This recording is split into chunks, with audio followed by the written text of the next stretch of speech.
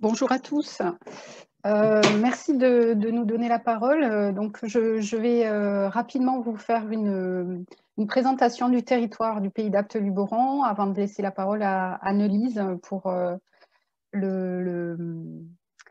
la présentation de l'intégration des enjeux eau dans le SCOT.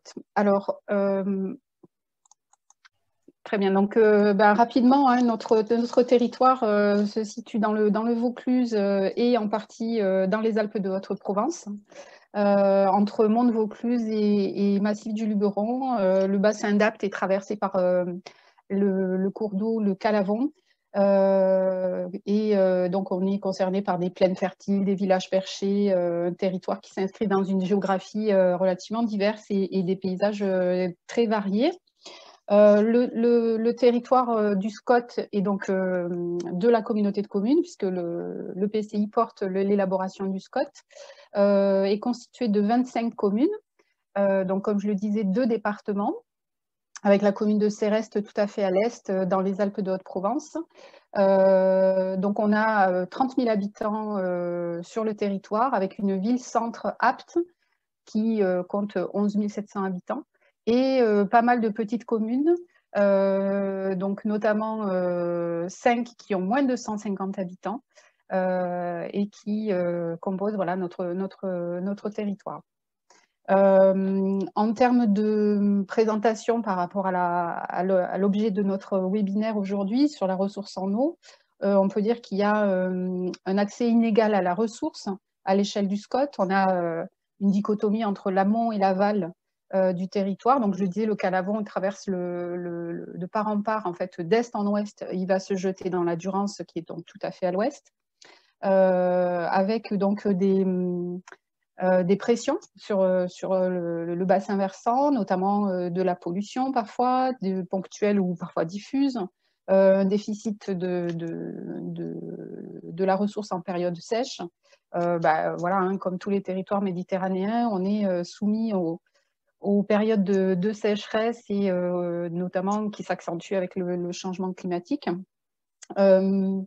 Notre SCOT notre territoire est pourvu de 21 captages qui sont exploités en nappe superficielle, mais aussi de 2 forages importants, donc en nappe profonde. Et on a aussi recours à la Société du Canal de Provence pour l'eau sous pression sur la partie ouest. On a également, donc, on est soumis au risque naturel inondation lié au phénomène de ruissellement, donc chose qu'on a évoquée un petit peu tout à l'heure.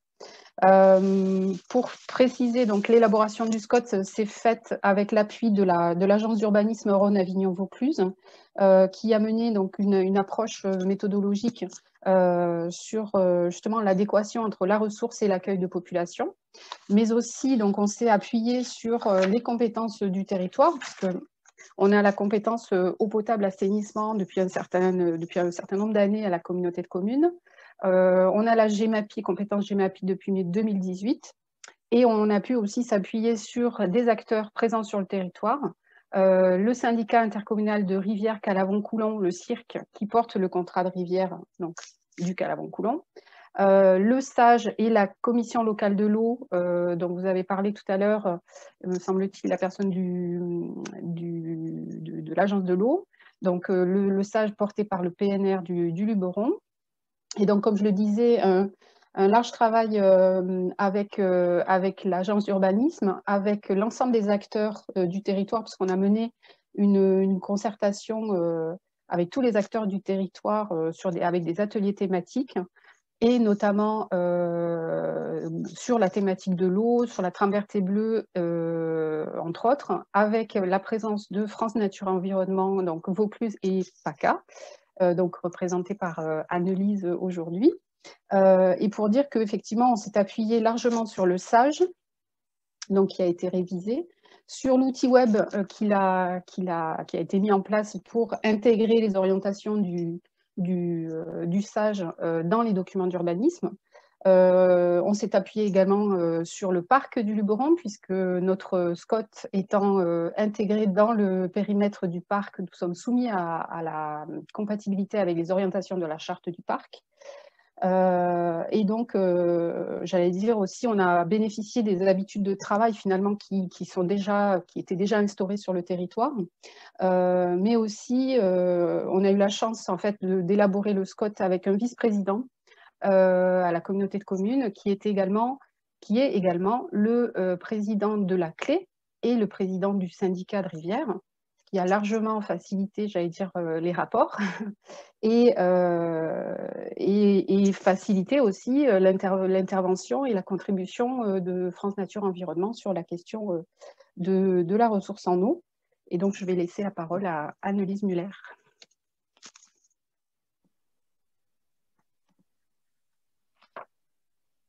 Bonjour à tous. C'est bon, vous m'entendez? Oui. Alors, oui. Je vais... Voilà, c'est bon.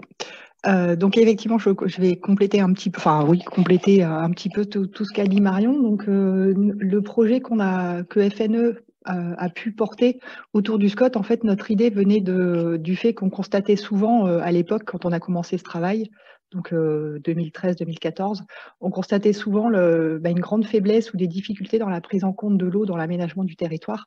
Et de fait, il y avait pas mal d'actions contentieuses qui étaient menées et qui fonctionnait justement en raison de cette absence de prise en compte. Donc du coup, nous, on voulait quand même essayer de travailler davantage en amont. Et donc, on a proposé une action visant à accompagner un territoire dans l'élaboration du SCOT. Et en l'occurrence, c'était celui du SCOT DAPT qui a redébuté son travail sur le SCOT à l'époque. Et donc, du coup, on arrivait juste au bon moment, au début du travail, et ça tombait très bien pour apporter des contributions et des propositions diverses. Donc, notre travail a consisté, en fait, dans un premier temps, à croiser tous les textes qui régissent l'élaboration d'un SCOT avec les textes de la politique de l'eau, mais aussi avec nos attentes associatives. Et donc, on s'est inséré, en fait, dans les travaux du SCOT avec différents livrables, à commencer par des cahiers de propositions, mais aussi et surtout de la participation aux différentes concertations, aux différentes réunions de travail menées par le SCOT, par la mise en œuvre d'ateliers qu'on a pu animer pour certains pour nous-mêmes, et puis donc différentes contributions tout au long de l'élaboration du SCOT. Et tout ça s'est concrétisé ensuite par un petit retour d'expérience et un guide que Franck Zoulalian de l'Agence de l'eau a évoqué tout à l'heure. Donc ça, je vais pouvoir passer très rapidement puisque c'était juste quelques diapos de rappel sur l'intégration des enjeux eau dans les documents d'urbanisme et en fait sur le fait qu'effectivement les documents d'urbanisme doivent être bien compatibles avec un certain nombre d'objectifs, dont une utilisation économe de l'espace naturel par exemple, la prévention des risques, etc., etc. Donc j'avais mis juste une diapo pour rappeler le territoire. Et ensuite, sur le retour d'expérience en lui-même, donc Marion a déjà aussi commencé à évoquer les différents points, mais c'est vrai que si ce SCOT a pu bien prendre en compte les enjeux eau, de notre point de vue, c'est aussi parce qu'il y a eu une concertation vraiment approfondie avec des rencontres et une association très régulière de l'ensemble des acteurs, toutes catégories confondues et selon diverses modalités en fait, puisque la CCPAL a mené des ateliers thématiques, des ateliers par catégorie d'acteurs, elle a adapté les horaires des réunions aux contraintes des uns et des autres en faisant par exemple des réunions en début de soirée pour que les agriculteurs puissent participer. Enfin, il y a vraiment eu une forme de concertation très poussée, très à l'écoute de chacun des acteurs et avec beaucoup de pédagogie aussi. Donc, du fait de la présence du président, enfin du vice-président, en l'occurrence du SCOT, président de commission locale de l'eau, mais du coup, une réelle écoute en fait de la part de l'ensemble des membres de l'EPCI, des membres de l'ORAV également, ce qui a permis à chacun en fait de s'exprimer, d'exprimer ses craintes, d'exprimer ses besoins, et de fait, ça a permis de faire connaître l'outil SCOT à l'ensemble des personnes, des parties prenantes, et ça a constitué donc un effort de pédagogie qui s'est poursuivi jusque dans les documents, jusque dans la rédaction même du SCOT, et puis après avec des fiches pédagogiques qui ont permis d'expliquer ou de décliner encore ce SCOT. Et puis aussi une grande capacité de remise en cause de la part des pilotes du SCOT, puisque je prendrai simplement l'exemple de la trame verte et bleue, où lors d'un atelier en fait présentant le sujet et les travaux, les cartographies qui avaient été menés, les participants à l'atelier ont exprimé beaucoup d'attentes, beaucoup de besoins, beaucoup de connaissances du territoire sur le sujet-là. Et de fait, la CCPL a complètement repris le travail, a fait appel à un bureau d'études spécialisé et a tout recommencé à zéro sur ce sujet-là. Donc ça montre aussi voilà, cette capacité de remise en cause qui était très intéressante. Évidemment, un grand intérêt pour les sujets hauts. Et puis, comme l'a dit Marion, un territoire qui était déjà engagé sur cette thématique par le biais de M. Didier Perello, en l'occurrence, puisque c'était lui, mais aussi pour l'environnement, puisqu'il travaillait régulièrement avec le parc naturel du Luberon présent sur le territoire. Donc, les enjeux que FNE PACA a plus particulièrement ciblés, on a vraiment ciblé notre travail sur les questions de l'eau. Donc, on a travaillé sur la qualité des eaux, sur la gestion quantitative de la ressource, sur les fonctionnalités des milieux, des zones humides et sur la question des risques. Et on a décliné en fait ces différents sujets dans les différents documents dans les différents documents qu'on a produits pour chaque document du SCOT et après dans le guide qui est ressorti de cette expérience. Donc, par exemple, j'ai juste pris l'exemple d'un des enjeux qu'on a pu considérer et puis j'ai essayé de le décliner à la fois dans nos propositions et puis ensuite dans ce que le SCOT a pu reprendre. Donc, si on considère cette question de l'adaptation du développement du territoire à la disponibilité de la ressource et aux capacités des infrastructures, on s'est dit ce qu'on pouvait regarder, c'est tout ce qui concerne la démographie, tout ce qui concerne les milieux, les enjeux, les pressions qu'on y constate, les différents usages qui peuvent avoir lieu sur ces milieux, avec voilà, des questions de consommation, des questions d'impact des usages sur les milieux, des questions d'évolution des usages, mais aussi des questions d'évolution des milieux et de la ressource, notamment dans un contexte de changement climatique, et puis sans doute d'autres points qu'on a peut-être oubliés en cours de route. Donc, dans nos propositions, on s'est dit, on a été jusqu'à dire le rapport de présentation, voilà ce qu'il peut présenter. Donc, toujours sur cette question d'adaptation du territoire, enfin d'adaptation du développement du territoire, pardon, on a proposé un certain nombre de points qu'on a déclinés dans le rapport de présentation, ici dans le PADD, et puis enfin dans le DOO.